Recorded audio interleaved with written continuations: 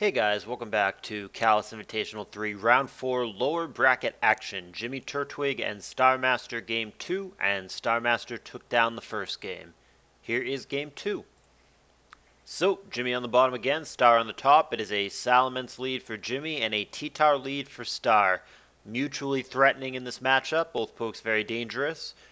And it's going to be a switch for Star, but not for Jimmy. Did go straight Brick Break, so good thing for Star, he switched out of that.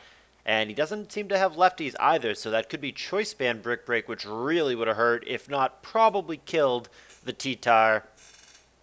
And Skarm's simply going to roar out a T-Tar of Jimmy's. Hasn't gotten spikes down yet. And that's even worse. He goes Protect here, and Magneton comes in. So Skarm is actually going to end up dying without getting a single layer of spikes down. And a hugely advantageous start for Jimmy Turtwig, who's flat out up a poke, and there's no threat of spikes right from the get-go. However, there is a Dugtrio, so the first part of that, no spikes, or sorry, up a poke, is going to be out the window. It's just going to be a 5-5. But the no spikes, very, very valid. That's got to be a good trade, just the Magneton straight up for the Skarm, and I still like Jimmy's position here. Salamence Hidden Power, 37% on Swampert. If that were a bulky Swampert, or sorry, an offensive Swampert, it would have taken more, so we know that it is a bulky defensive Swampert of some kind. Goes for Toxic here. That's a nice generic catch-all that hits whatever on the switch-in. Celebi ends up being the target, and there's a Protect turn, which doesn't do anything because it's just a Baton Pass. It's going to be Lax that decides to come in, which could be tricky depending on the move set. The Skarm is a good answer for it, but that's no longer here. Gengar also a potentially good answer to it. Between Gengar and Tar, you would think that one of them can negate this Lax. It's unlikely that it has both Shadow Ball and Earthquake. It probably has just one or the other. And he's going to switch out here, indicating that he does not like the Gengar matchup, which is interesting, because you would think that's a pretty obvious Shadow Ball turn if he has it. So that switch would certainly indicate that he probably does not have it. Either that or he's trying to set up Starmaster to feel confident to stay in on that matchup later, only to get devastated by the Shadow Ball. That would be a hell of a mind game play if that is what Jimmy did, but it's probably an authentic reaction. And Jimmy is going to BP out of the way of the Dugtrio. Salamence comes in, which, I mean, it's interesting. The Dugtrio is going to be faster here, but there is the Intimidate, so Rock Slide would not kill. I don't know that I love staying in, though, if I'm Salamence here. I think after the Intimidate, the Choice Bander just becomes really underwhelming. And yeah, you set up plays like this, too. Like, you set up the Pursuit here. The Mence took a bunch of extra damage. He took 37% from the Pursuit, and he also took the unnecessary sand damage. So I don't think that staying in with the Salamence was the right play for Jimmy. I think it would have been better after you get the Intimidate off on the Dugtrio and you know that it's going to switch, for Jimmy to have also switched, possibly back to the Celebi. I think that would have been a decent play, because then you could do the same thing. You could just Baton Pass to whatever it is you need to generate tempo, or you could just safely Leech Seed against basically anything that Starmaster would have gone to in that situation. So I think that line of play would have been better for Jimmy, and I think the punishment is relevant because the Mence is getting legitimately low now for Jimmy. It took quite a bit of unnecessary damage there. And that could cost him, too. Jimmy goes for cover here. He might be out of Dugtrio range, depending on the EVs of both pokes. Well, a crit certainly negates any chance of survival. We don't know if it's Jolly or Adamant. We don't know if the Celebi is physically bulky. It really, really depends on the spread for both. But a crit there is definitely lame. No two ways around it. And the Dugtrio does take damage on the way out with Pursuit, which would further indicate the theory that it is a Curse Rest Earthquake normal attack Snorlax, because of course the Pursuit user is attempting to remove Gengar, so it cannot wall the Lax.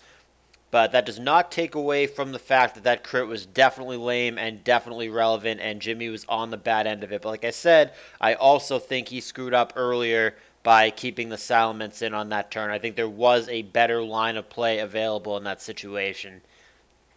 So T-Tar is going to come in now. We know it's a Pursuit Tar, so its goal here is to kill the Gengar. Even if he succeeds, he will be revenge killed by the Dugtrio. Gengar withdraws. Pursuit comes up well short. 80% is huge damage, but it does not kill. And now Dugtrio should be able to kill this T-Tar. Indeed, that's what happens. There's Earthquake and the knockout, and Jimmy looking to be in bad shape.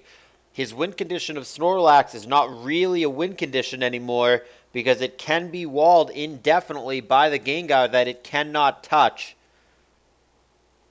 Here is Blissey.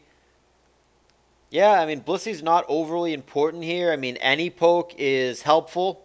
In Starmaster's situation, he's just flat up a poke, so he can play the attrition war all day.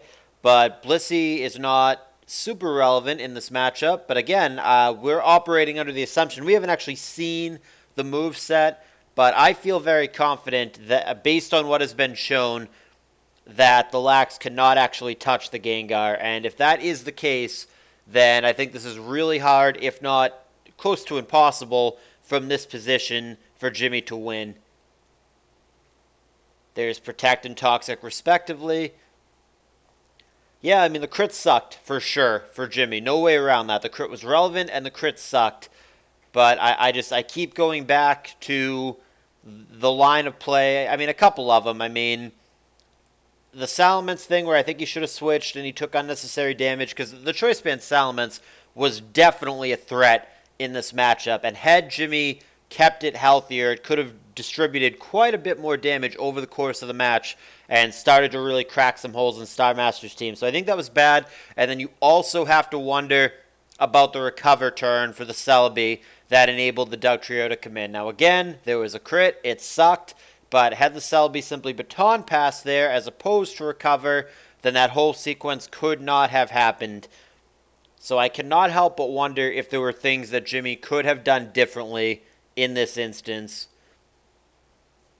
It's not literally over, but I'm really having a hard time. Unless I'm wrong about what the Lax set is, unless it actually can touch the Gengar here, then all of a sudden that changes everything. If it actually can touch the Gengar, if it actually does have Shadow Ball, and I'm very doubtful of that, but if it does, then Last Poke Lax is actually a win condition here.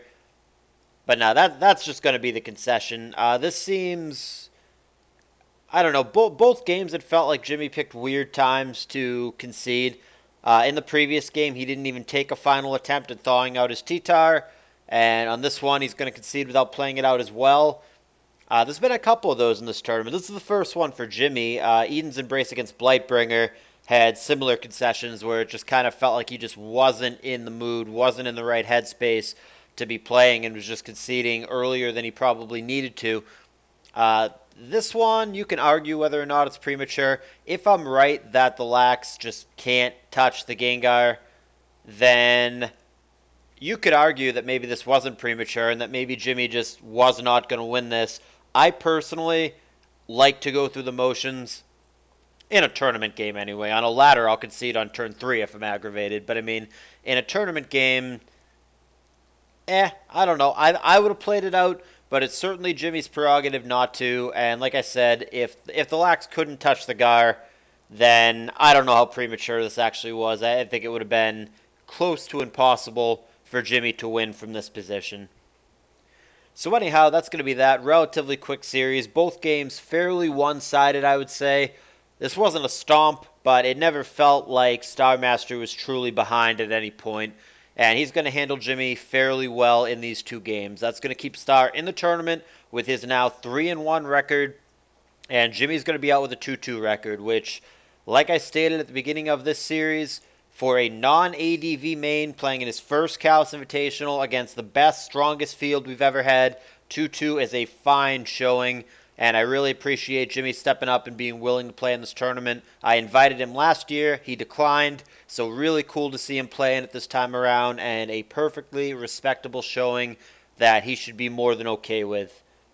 Alrighty guys, thank you for watching, I appreciate it, and I will see you guys with more content coming up soon.